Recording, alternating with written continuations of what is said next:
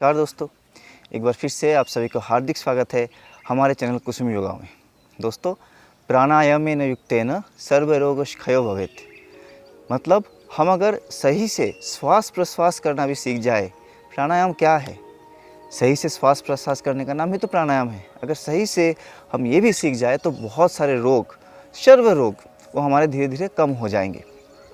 प्रकृति ने हमें इसके बारे में बहुत कुछ सिखाया है और हमारे जो मुनि ऋषिगण थे, जिनकी परसेप्शन लेवल बहुत ज़्यादा ऊंची थी, क्योंकि वो दिन भर ध्यान करते थे, जाप करते थे, तो उन्होंने प्रकृति के छोटे छोटे चीज़ों को देखते हुए बहुत सारे अच्छे अच्छे टेक्निक हमारे लिए रखे गए हैं। ब्रीदिंग टेक्निक से जो कि अलग अलग प्राणियों से, पशु पक्षियों से लिया गया है। दोस्तों, आप देख सकते हो, एक कुत्ता जो होता है, डॉग, वो बहुत फास्ट ब्रीदिंग करता है, और उसी जगह एक जो कछुआ है, कूर्मा, वो बहुत धीरे धीरे ब्रेथ करता है। उसका ब्रीदिंग साइकिल बहुत स्लो है। 1 मिनट में वो केवल 3 बार ही श्वास लेता और छोड़ता है। उसी हिसाब से आप देख सकते हो, एक कुत्ते की औसत आयु, average life span is 20 years, और एक कछुआ, उसका जो लाइफ स्पैन है वो कितना है? 200 साल। इवन 200 साल से ज़्यादा भी पाया गया है कि कुछ कछुआ जिंदा रहते हैं। तो इससे हमें क्या सीख मिला? हमारे मुनि ऋषियों ने क्या बताया कि आप अपनी ब्रीदिंग साइकिल को जितना स्लो करना सीख जाओगे, उतना ज़्यादा दिन आप जी सकते हो। मतलब आपका एजिंग प्रोसेस उतना स्लो हो जाएगा। वो किस लिए होता है दोस्तों? हमारा लाइफ स्पैन जो है कुछ चीज़ों में डिपेंड करता है। एक तो अच्छा न्यूट्रिशन इस शरीर के लिए, अन्नमय कोश के लिए। उसी तरह से ज़रूरत है ऑक्सीजन की।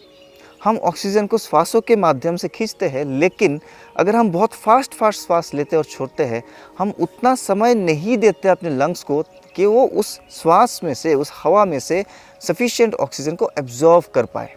इसके कई सारे रीजंस, कई सारे तरीके हैं। तो एक ये भी तरीका है, अगर आप धीरे धीरे श्वास लेना सीखोगे तो क्या होगा, अगर आप ज़्यादा समय तक अपने लंग्स में ऑक्सीजन को होल्ड करोगे तो हमारा लंग्स ज़्यादा ऑक्सीजन को एब्जॉर्ब भी कर पाएगा, हमारे सर्कुलेशन सिस्टम में ज़्यादा ऑक्सीजन पहुंचेगा, एक एक सेल तक ज़्यादा ऑक्सीजन पहुंचेगा, और हमारा एजिंग प्रोसेस भी स्लो होगा। तो हम आज जो सीखेंगे उस टेक्निक का नाम है टर्टल ब्रीदिंग, कूर्म श्वास। टर्टल ब्रीदिंग में जब शोध किया गया कि कछुआ इतना दिन तक क्यों जीता है, केवल यही नहीं है कि वो मिनट में 3 से 4 बार श्वास लेता है।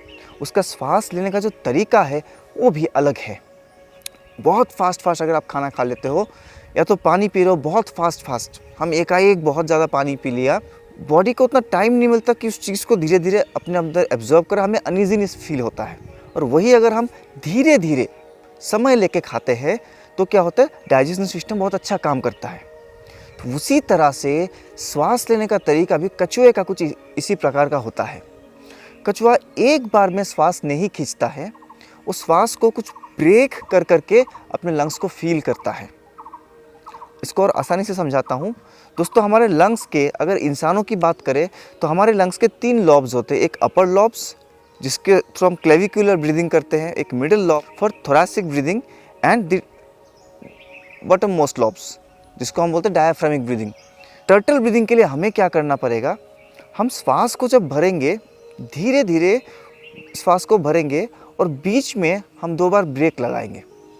आपको पहले तो श्वास को धीरे धीरे भरते रहना है, ऐसे करीब मान लीजिए आप 3 सेकंड में थोड़ा सा श्वास को भरोगे, और आपको धीरे धीरे फील करना है कि आप श्वासों को अपर लंग्स तक भर लिए। फिर थोड़ा सा पॉज दोगे, करीब 2 से 3 सेकंड का पॉज। उसके बाद फिर दोबारा श्वास भरोगे। इस बार श्वास भरोगे अपने थोरैसिक एरिया पे। आप आंखों को बंद करके पूरा अवेयरनेस के साथ श्वास भरोगे तो आप इसको फील कर सकते हो।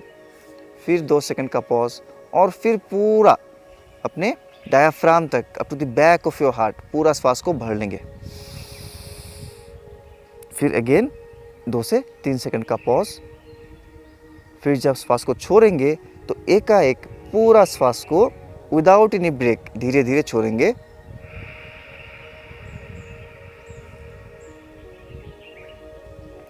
तो यहाँ पे एक सवाल आता है कि श्वास को छोड़ेंगे कितने समय पे?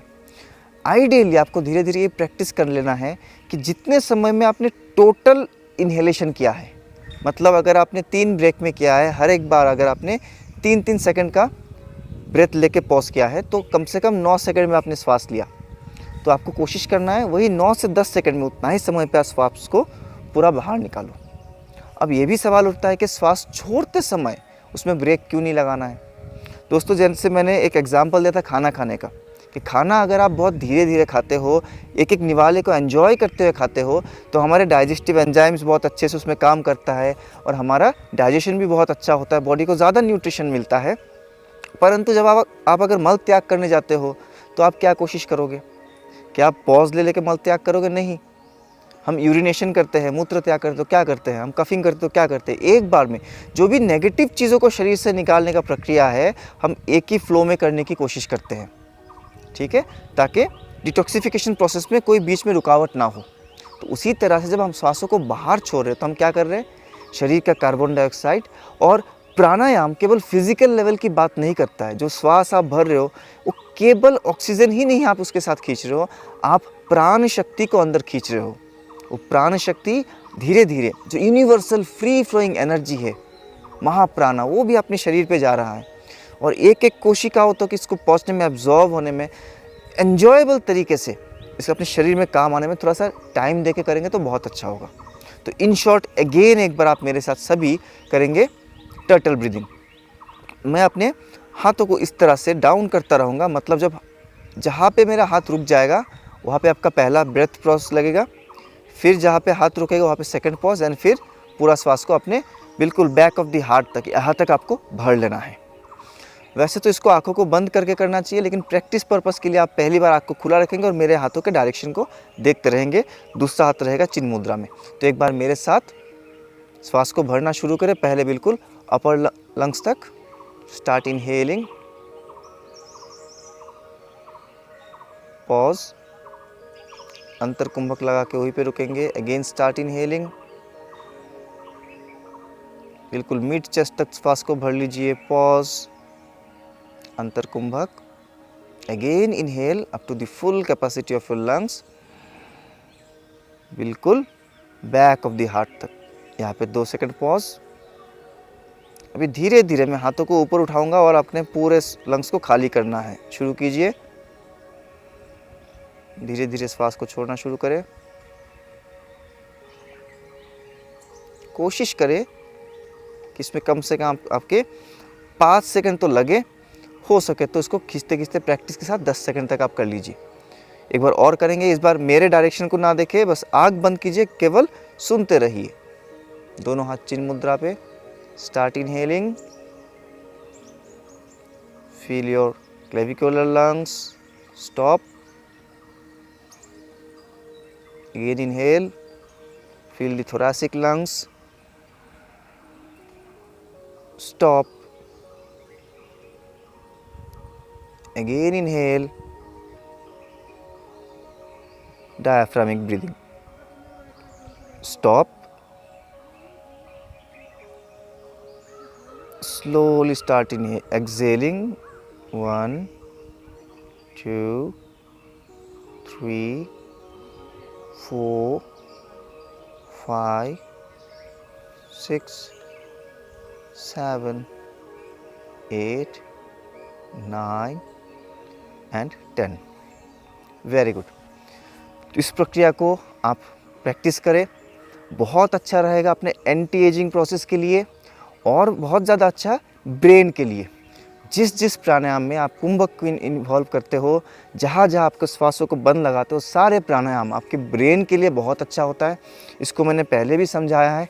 इन शॉर्ट एक बार दोबारा बताना चाहूँगा, अगर आप कुंभक लगाते हो, मतलब श्वासों को किसी भी कारण से रोकते हो, अंतर कुंभक या तो बाह्य कुंभक, हमारे शरीर जो है, इसका ऑटो मैकेनिज़्म जो है, ऑटो सेफ्टी मैकेनिज़्म, ये ब्रेन को सिग्नल देता है कि ये बंदा भी श्वास नहीं ले रहा है। तो बिना श्वास लिए, बिना ऑक्सीजन का हमारा ब्रेन बहुत देर तक नहीं रह सकता। उसके लिए शरीर क्या करता है, मैक्सिमम ब्लड फ्लो ब्रेन के तरफ पुश कर देता है, ताकि अगर आप श्वास नहीं भी ले रहे हो तो कुछ समय तक ब्रेन पे जो ऑक्सीजन का सप्लाई है वो चलता रहे। तो you get a boost of oxygen supply towards your brain during that कुंभक, और मे बी, और you can say due to that कुंभक। और फिर जब आप श्वास लेते हो, अगेन बॉडी को लगता है अच्छा श्वास ले लिया है, बहुत देर तक श्वास नहीं लिया है, तो ज़्यादा ऑक्सीजन को एब्जॉर्व करो लंग्स में से। तो this is the process how कुंभक does some miracle in our brain. तो ये था आपका टर्टल ब्रीदिंग। लंबे समय तक 200 साल तक जीना तो हमारा किसी का लक्ष्य नहीं होना चाहिए जीवन का, लेकिन जब तक जिएंगे निरोग तरीके से जिएंगे और जीवन के लास्ट दिन तक हम अच्छे से अपना खुद का ध्यान खुद रख सके, योग के साथ जुड़े हुए रहे, ये हमारा ज़रूर लक्ष्य होना चाहिए।